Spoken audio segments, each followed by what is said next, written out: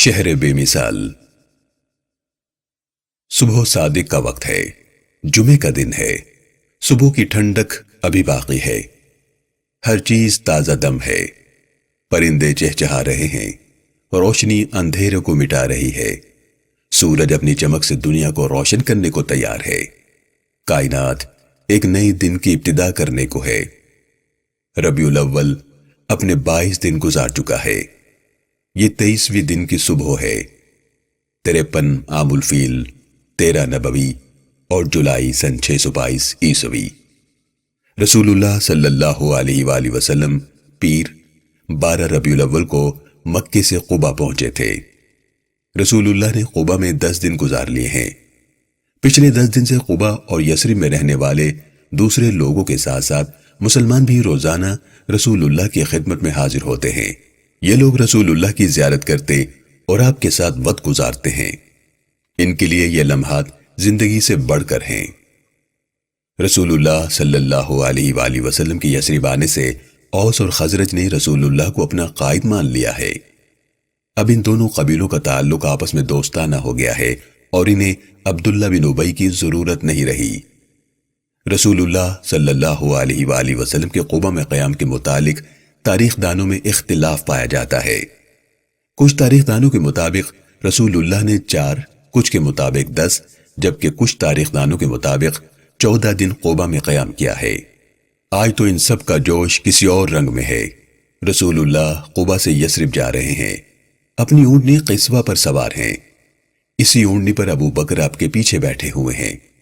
یہاں موجود تمام لوگ رسول اللہ کی اونٹنی کے آگے پیچھے چل رہے ہیں۔ اللہ کے رسول کا قافلہ ہجرت کے آخری مرحلے میں قبا سے یثرب شہر کی طرف رواں دواں ہے۔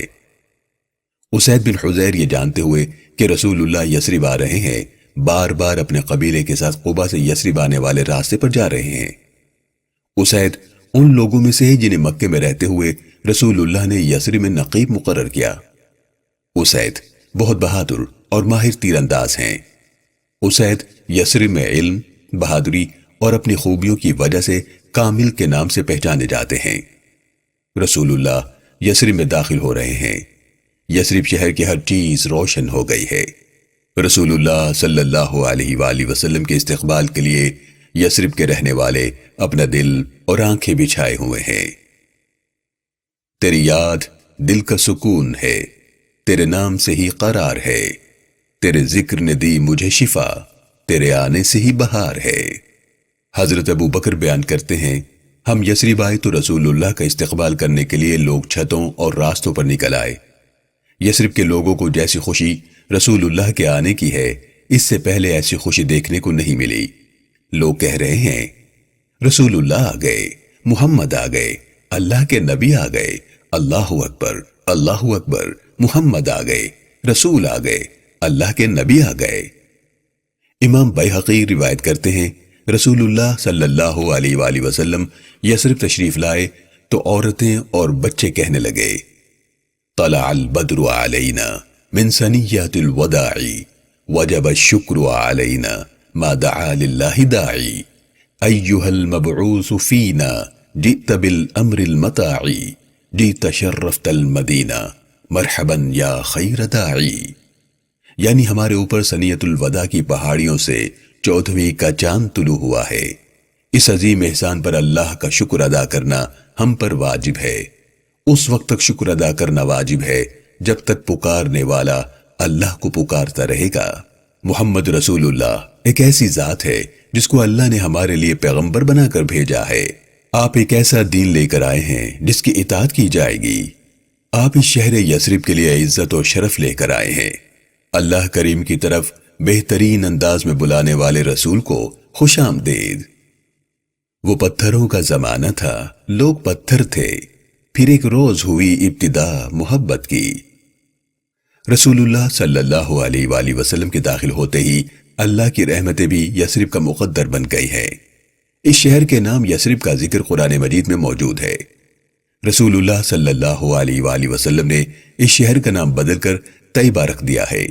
رسول اللہ نے اس کا نام طابہ یعنی پاکیزہ، طیبہ یعنی پاکیزہ اور مدینۃ النبی رکھا، جسے بعد میں مدینہ کہا جانے لگا۔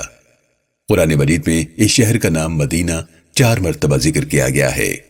اب یہ شہر اللہ کے رسول کے نام سے پہچانا جائے گا۔ شہر نبی کے نام رسول اللہ کی مختلف احادیث میں ملتے ہیں۔ رسول اللہ صلی اللہ علیہ وآلہ وسلم نے اس شہر کو یثرب کہنے سے منع کر دیا ہے۔ رسول اللہ صلی اللہ علیہ وسلم نے فرمایا ہے، تم اسے یثرب نہ کہو، یہ مدینہ طیبہ ہے۔ جو شخص مدینے کو یثرب کہے وہ اللہ کریم سے 3 مرتبہ معافی مانگے۔ یہ طیبہ ہے، یہ طیبہ ہے، یہ طیبہ ہے۔ رسول اللہ نے بلندی سے نگاہ ڈالی تو کہہ رہے ہیں، اے اللہ، میں شہر کے دونوں پہاڑوں کے درمیان کے علاقے کو حرم قرار دیتا ہوں، جس طرح ابراہیم علیہ السلام نے مکے کو حرم قرار دیا۔ اے اللہ، اس شہر کے لیے ان کے مدھ اور سا میں دگنی برکت عطا فرما۔ رسول اللہ صلی اللہ علیہ وسلم فرما رہے ہیں، مجھے ایک ایسے شہر میں ہجرت کرنے کا حکم ہوا جس کا نام مدینہ ہے۔ یہ شہر برے لوگوں کو اس طرح باہر کر دیتا ہے جیسے بھٹی زنگ کو لوہے سے علیحدہ کر دیتی ہے۔ رسول اللہ صلی اللہ علیہ وآلہ وسلم 47 برس بعد مدینہ منورہ آئے ہیں۔ اللہ کے رسول نے اپنا شہر بدلا تو کائنات نے بھی اپنا حوالہ بدل لیا ہے۔ اب قرآن مجید کی نازل ہونے والی سورتیں مدنی کہلائیں گی۔ اب سالوں کا شمار بھی رسول اللہ کی ہجرت سے ہوگا۔ محبت کرنے والوں کا مرکز اب مدینہ منورہ ہوگا۔ دیکھنے والوں نے دیکھے ہیں وہ آشفتہ مزاج جو حرم سے بھی مدینہ کی طرف دیکھتے ہیں۔ مدینہ منورہ میں پانی کے بہت سے چشمے ہیں۔ یہاں کا پانی ہلکا، ٹھنڈا اور میٹھا ہے۔ شہر کی آب و ہوا گرمیوں میں سخت گرم اور سردیوں میں سخت سرد ہوتی ہے۔ شہر کے ارد گرد کئی وادیاں ہیں، ان میں بہت سے باغات اور کھیت ہیں۔ یہی مدینہ منورہ میں رہنے والے لوگوں کی سیر کرنے کی جگہ ہیں۔ مدینہ منورہ کے مشرقی علاقے میں کھجور، انگور اور انار بڑی تعداد میں پائے جاتے ہیں۔ جنوب میں قبا، اوالی اور عقیق کی سیاہ مٹی میں گندم، جو، انار، رنگ برنگ پھول اور سبزیاں پیدا ہوتی ہیں۔ رسول اللہ صلی اللہ علیہ وآلہ وسلم مدینہ منورہ میں داخل ہوئے تو ایک خوشبو پورے شہر میں پھیل گئی جو یہاں رہنے والوں نے محسوس کی ہے۔ اس سے زیادہ روشن اور چمکدار دن یثرب نے اس سے پہلے نہیں دیکھا۔ رسول اللہ اب اپنی باقی زندگی مدینہ منورہ میں گزاریں گے۔ بڑی مست ہیں فضائیں، ہے روش روش اجالا، کہیں صبح کی ہوا نے تیری زلف چوم لی ہے۔ مکے میں رہنے والے زیادہ تر آزاد مسلمان ہجرت کر کے مدینہ منورہ آ چکے ہیں۔ دوسری طرف مکے میں رہ جانے والے اکا دکا مسلمان بھی رسول اللہ کی محبت میں مدینہ منورہ آنا چاہتے ہیں۔ ایسے ہی ایک صحابی حضرت جندب بن زمرہ رضی اللہ تعالیٰ عنہ بھی بہت بوڑھے ہیں اور بیمار ہیں۔ انہوں نے اپنے بیٹوں سے کہا ہے کہ وہ انہیں مکے سے نکال کر لے چلیں۔ بچوں نے پوچھا ہے، اس بڑھاپے اور بیماری میں ہم آپ کو لے کر کہاں جائیں؟ جندب بول نہیں پا رہے تو مدینہ منورہ کی طرف اشارہ کرتے ہوئے کہہ رہے ہیں، مجھے اللہ کے رسول کے پاس لے چلو۔ نہیں، اب اور مجھے تاب انتظار نہیں کہ شوق دید میں دھندلا گئی نظر کہنا۔ بیٹوں نے اپنے والد کو چارپائی پر لٹایا اور اٹھا کر مدینہ منورہ کی طرف نکل پڑے ہیں۔ ابھی مکے سے 15 کلومیٹر دور آئے کہ جندب وفات پا گئے ہیں۔ اللہ کریم کو جندب کی رسول اللہ سے محبت اور آپ کے پاس جانے کی کوشش اس قدر پسند آئی کہ جبرائیل امین پیغام لے کر آئے ہیں۔ وَمَن يُهَاجِرْ فِي سَبِيلِ اللَّهِ يَجِدْ فِي الْأَرْضِ مُرَاغَمًا كَثِيرًا وَسَعَةً وَمَن يَخْرُجْ مِن بَيْتِهِ مُهَاجِرًا إِلَى اللَّهِ وَرَسُولِهِ ثُمَّ يُدْرِكْهُ الْمَوْتُ فَقَدْ وَقَعَ أَجْرُهُ عَلَى اللَّهِ وَكَانَ اللَّهُ غَفُورًا رَحِيمًا۔ میرے رسول پر ایمان لانے والو، جو شخص اللہ کے راستے میں ہجرت کے لیے نکل پڑے تو وہ زمین میں اپنے لیے بہت ہی کشادہ جگہ اور زندگی بسر کرنے کے لیے بڑی گنجائش پائے گا۔